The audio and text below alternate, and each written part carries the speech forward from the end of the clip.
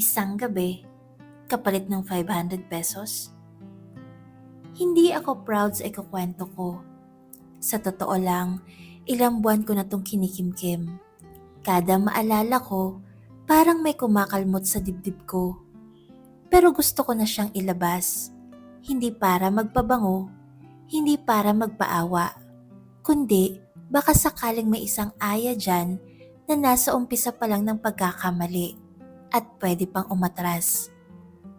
Tawagin niyo na lang akong Aya, 26, single, corporate slave sa umaga, overthinker sa gabi. Hindi ako pang Instagram, morena, medyo chubby, hindi matangos ang ilong. Yung tipong pag group picture, ako yung nasa gilid o nasa likod. Sanay na akong hindi ako yung unang pinapansin. May tropa ako noong college, si RJ. Barkada vibes lang noon. Hindi kami sobrang close, pero sabay kami sa org, sabay sa inuman, sabay mag-cram ng thesis. After graduation, nagkanya-kanya na kami. Nawala ng communication, hanggang sa isang araw, bigla siyang nag-reply sa story ko. "Uy, ang ganda mo dito ah." Simpleng reply, pero sa isang babaeng hindi sanay masabihan ng maganda, malaking bagay yun. May girlfriend siya. Alam ng buong batch. Si Gina. Maputi, pitit, pang model ang katawan. Yung feed niya puro beach, coffee shop, at travel. Mukha silang power couple. Samantalang ako, work, bahay, work. Paminsan-minsan, milk tea pag may extra. Hindi ko alam kung anong sumapi sa akin noon. Siguro loneliness, siguro validation, siguro gutom sa atensyon. Nagsimula sa kamustahan, hanggang sa naging araw-araw na chat. "Kumain ka na? Pahinga ka ah. Miss ko na barkada days." 3 buwan kaming ganoon. Landian na hindi mo masabing landian. Sweet pero may preno. Kasi nga, may girlfriend siya. Alam ko ang schedule nila. Pag tulog na si Gina, ako na ang kausap. Pag nasa work siya at busy ang girl, ako ang kinikwentuhan niya. Doon niya ako sinimulang utuin. Hindi na ako masaya kay Gina eh. Ang toxic na. Hindi niya ako naiintindihan. Sa'yo lang ako nakakahinga. Bawat salitang yun, tinanggap ko na parang premyo. Para akong uhaw na binuhusan ng tubig. Feeling ko, ako yung safe place. Ako yung pahinga niya. Ako yung iba. Sabi niya gusto na raw niyang makipaghiwalay. Hindi lang makahanap ng tiyempo. Ayaw daw niyang masaktan si Gina bigla. Baka kung anong gawin sa sarili. Kaya tiis mo na raw kami sa ganitong setup. Gaga ako eh. Naniwala ako. Sabi ko sa sarili ko, baka ako talaga yung soulmate. Nauna lang siya. Unti-unti nag-ibang tingin ko sa sarili ko. Feeling ko panalo ako. Kahit mas maganda si Gina, ako yung hinahanap niya sa gabi. Ako yung kinakausap niya kapag may problema. Ako yung nagpapasaya. Pero hindi ko napansin, ako pala yung nagpapagamit. Dumating yung reunion ng barkada.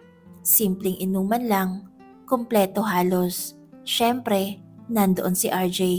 Hindi kasama si Gina kasi may family event daw. Sa totoo lang, kinabahan ako. First time naming magkita ulit after ng 3 buwang halos gabi-gabing usapan. Pagpasok ko pa lang, ramdam ko na yung titig niya. Iba yung ngiti, iba yung lapit. "Ang ganda mo ngayon," bulong niya. Ewan ko kung dahil sa alak o dahil matagal ko nang gustong marinig yun, pero kinilig ako.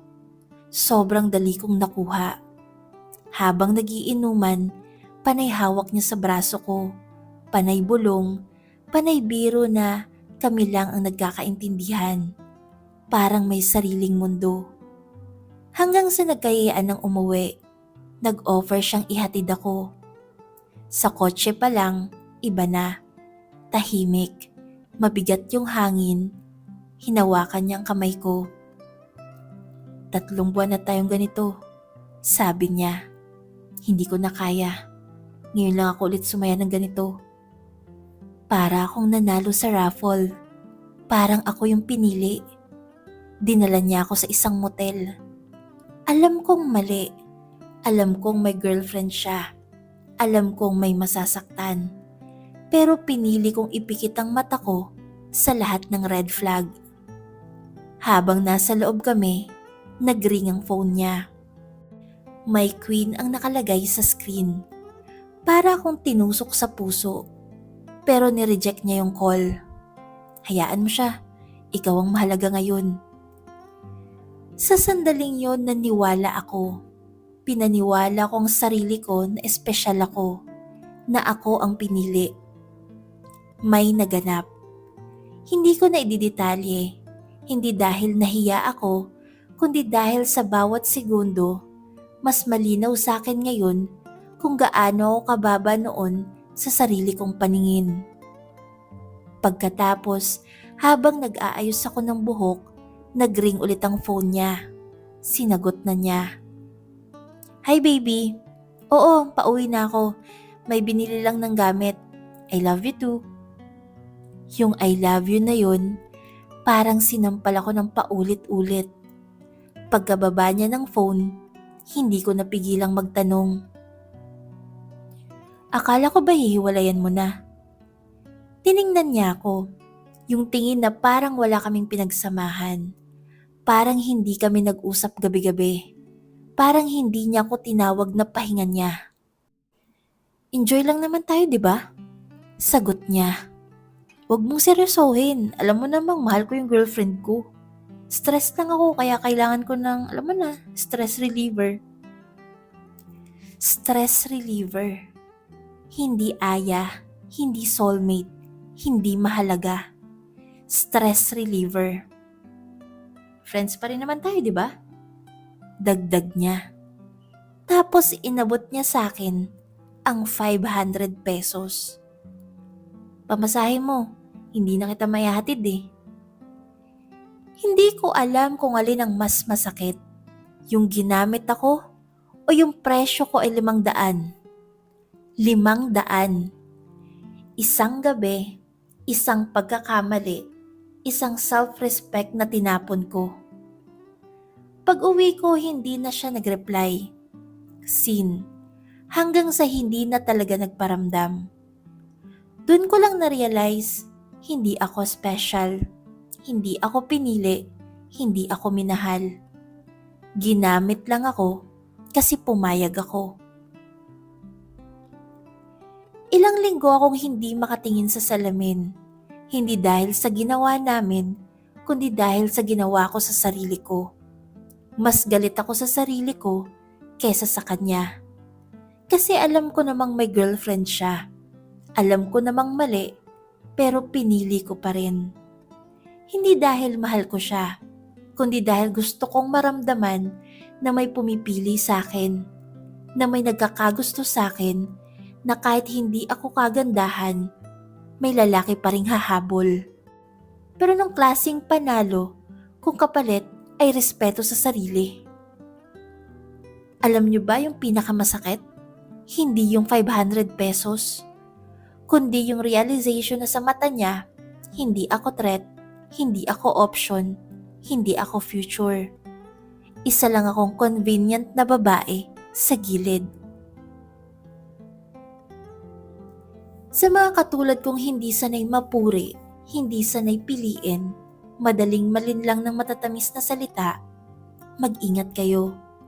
Kapag ang lalaki, gabi lang available, red flag na yun. Kapag palaging may dahilan kung bakit hindi pa niya maiwan ng girlfriend, red flag na yun. Kapag tinatago ka, red flag na yun.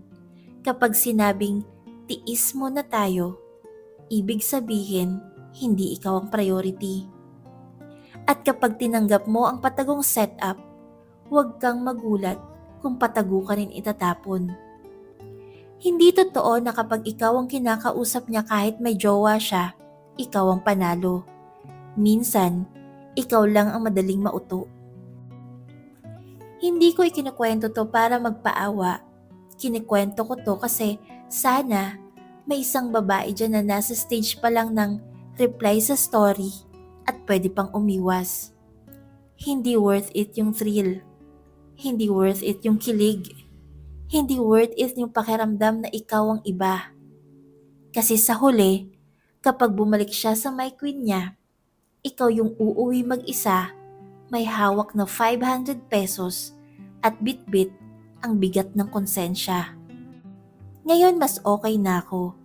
Hindi pa totally healed, pero mas malinaw na ang utak ko. Natutunan kong hindi ko kailangan makipag-agawan para maramdaman na may halaga ako. Kung kailangan mong makipag-agawan, hindi para sa'yo yan. Kung kailangan mong itago, hindi para sa'yo yan. Kung kailangan mong babaan ang sarili mo para lang may pumili sa'yo, hindi mo kailangan ng lalaki. Kailangan mo ng self-love. At sa totoo lang, mas mahal pa sa 500 pesos ang respeto sa sarili. Huwag mong ipagpalit sa isang gabi.